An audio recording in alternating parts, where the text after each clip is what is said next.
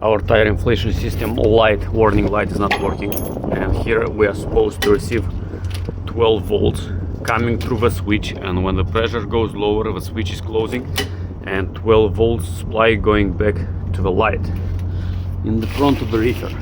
If you go in the front of the reefer, there is a light. We removed it to check the wiring, and there is no, as you can see, there is minus and plus.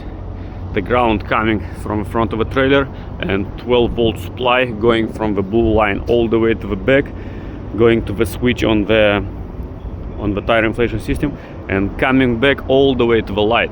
So we have a wiring problem.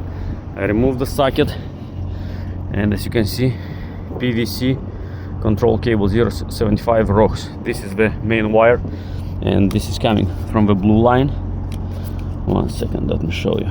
So the white, this one is coming from the blue line as a supply, and as you can see, it's rusted inside. And now we're gonna cut it, we're gonna put two connectors, and we're gonna test the light. As you can see, they're both bad, and the black one and the white one. Our wiring, the positive going to the tire inflation system. Now I'm gonna show you how you check the resistance between these two wires, how you check if they are good. So we disconnected these two connectors. This is the wiring. You just connect them together, and after you go back and check for the resistance. So now we're gonna do a continuity test between these two wires. So we are in the front of the trailer right now, and as you can see, it's all good. These wirings are good. The problem was here in the rust. We're gonna put new connectors, and after we're gonna test the second wire, this one, but it's going to the light.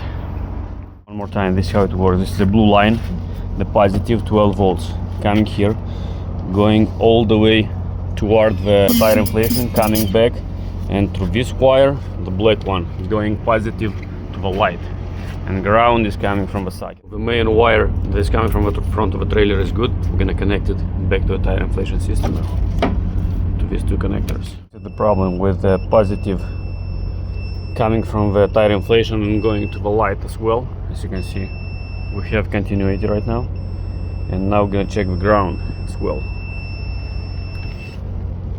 Now we're gonna simulate low tire pressure, and the light will come on. As you can see, our tire pressure light came on because of the low pressure. It's hard to see it like this. So now I'm gonna raise the pressure again, and I'm gonna put this knob back as it's supposed to be, like this, with the pin outside. I'm gonna tighten it all the way, and I'm gonna open the valve to inflate. This is the gauge we installed. Our pressure is 100 psi, and the light is off already.